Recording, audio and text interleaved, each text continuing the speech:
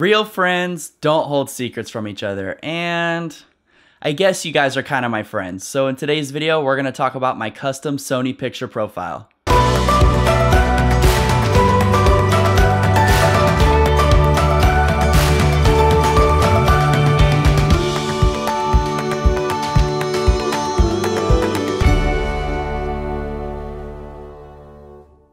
What's happening, everybody? My name's Cody Blue and welcome back to the channel. Now, ever since I started making these tutorial videos, you guys have been asking me about my custom Slog2 profile. So in today's video, I'm gonna go through every single one of the changes that I've made so that you guys can use the exact profile that I use. After we go through my Slog2 picture profile settings, I'll also give you guys a quick rundown of how I set up my A6300 for on-the-go filmmaking. Now, before we get started with this video, I just want to take a quick second to tell you guys to experiment with your filmmaking. If you're like me and you watch a bunch of YouTubers and they all tell you different ways to make videos, and you're really just looking for the right way to do things, I just want to encourage you to stop trying to follow all the rules. Feel free to break some of the rules and find the process that works best for you. When it comes to any artistic medium, whether it's filmmaking, photography, painting, or drawing, there's a lot of different tips and techniques that we can follow, but there's no right way to do anything. So if you think that you have to shoot in the flattest profile, you have to shoot with the most dynamic range, you have to shoot with the least amount of sharpness, forget it and try and experiment and find out what works best for you. You don't have to do anything a specific way. There are definitely recommendations and ways that you can help make your footage look a little bit better, but by all means, experiment, including with this Sony profile, and see what works best for you, what helps your workflow, and what you think looks the best. So feel free to break some of these filmmaking rules and get out there and shoot videos in a way that you never have before. So with that being said, let's go ahead and go through my picture profile, and I'll go through every single one of my settings so that you guys can use the same exact profile that I do. All right, so here we are at my coffee table. I know it looks great and I stained it myself, so thank you for noticing. Here we have my A6300, which you guys know is the main camera that I shoot with.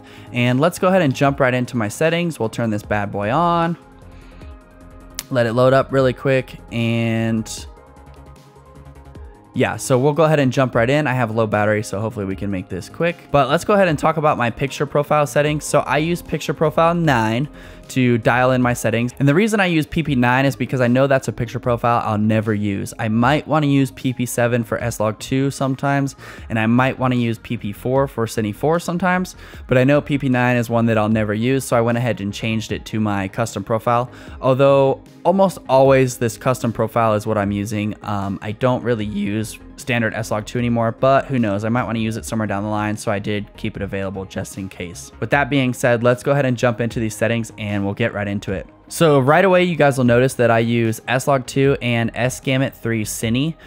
Both of these settings require color correction for them to work. So just because we're changing a lot of things in this profile doesn't mean that we can skip color grading. We still have to color grade our footage if we want it to look good. If you plan on not color grading, this isn't the profile for you. With that being said, let's take a look at some of the other settings here. So my black level is set to 0, which is just the standard in-camera blackness level. Again, gamma is Slog2.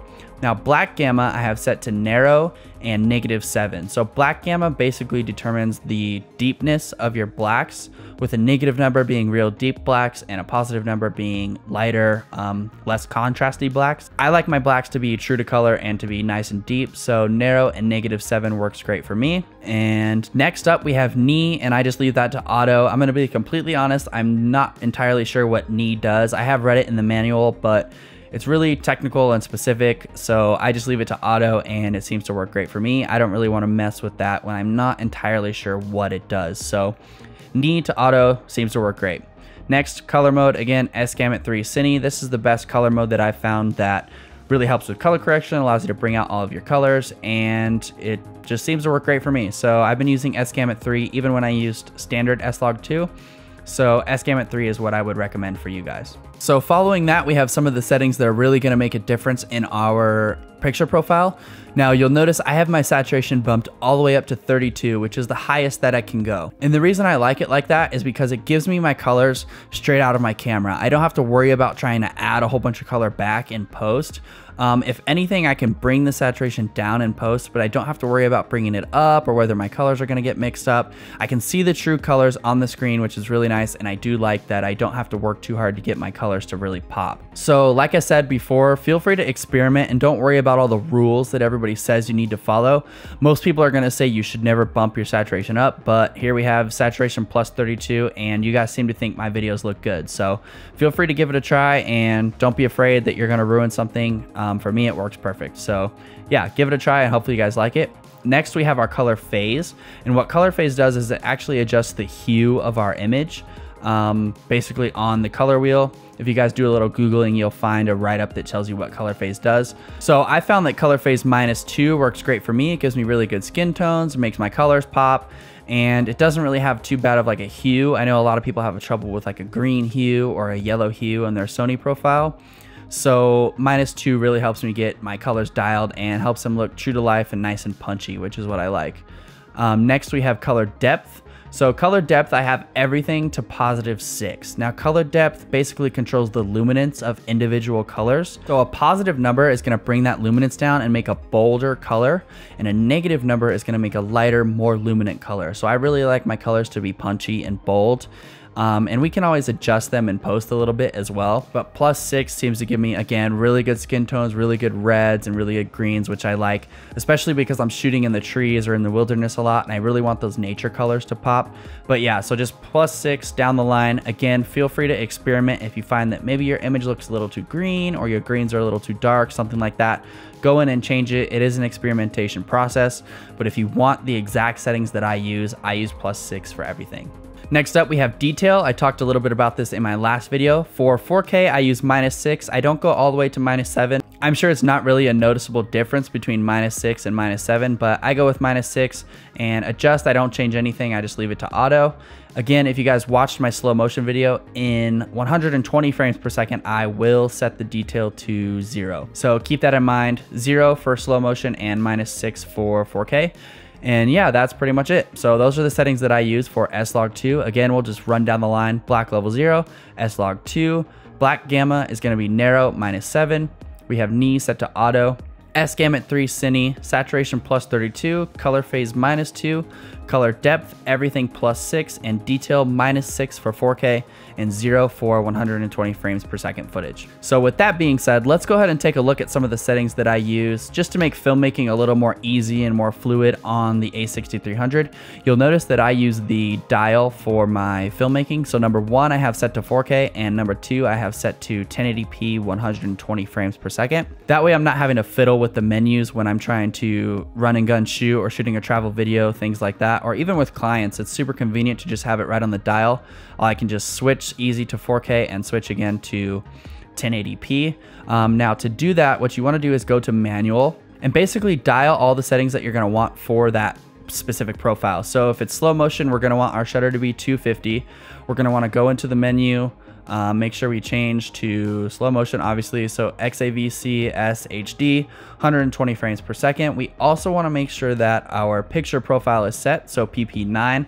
You basically want to dial everything so that you don't have to change anything. Make sure your autofocus is set, your metering mode, your white balance. Get everything to how you want it for your 120 frames per second footage.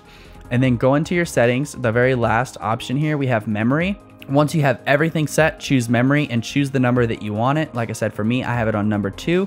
You'll just push enter to select number 2. I'm not going to do that because I don't want to mess up the settings that I already have. But yeah, that's how you would do it. And then same thing for 4K. You would go back, set all of your settings. So shutter speed for 4K would be 1/50 if you're shooting 24 frames per second. Again, get your picture profile, get your focus, get your white balance, all of that stuff set. Now for 4K, a little option you guys might want to know about is you can actually zoom. I'll show you here. Let me switch over to 4K. So on the A6300, you actually get 2x digital zoom, which doesn't lose any quality if you're shooting 4K. So you'll see here I have ×1 and I can zoom all the way in to ×2. So on a 35mm lens, I'm getting closer to like a 70mm lens, plus the crop factor, so I get some huge reach on this little tiny lens, and I don't lose any quality. Of course, you can't shoot slow motion this way, but you can shoot zoom. The way to get the zoom to work is you have to make sure you're not shooting in raw photos, which is why number 1, I have set to extra fine on here so that I can use zoom. And again, you also have to be shooting 4K. This will not work in slow motion. So make sure you're not shooting RAW and make sure you're in 4K, and you'll get that 2x digital zoom as well. So yeah, number 1 for 4K, number 2 for 120 frames per second. So let's go ahead and take a look at some of the other settings you guys might want to know. For my video settings, I always use the highest quality possible, whether it's 1080p or whether it's 4K. This stuff is all photo related. Autofocus speed, I use autofocus for all my videos, as you guys know. I use normal drive speed and normal tracking sensitivity here. Metering mode, multi, a lot of the times I'll use center, but it doesn't matter anyways because I use zebras to expose my footage. But metering mode, multi, white balance, I use auto. Make sure you have your picture profile set, especially when you're gonna set your menus. You have to get everything set before you save on the dial here. So picture profile is included in that. Let's see, so I do use steady shot for my lenses that have it, which both of my lenses do. It's very helpful.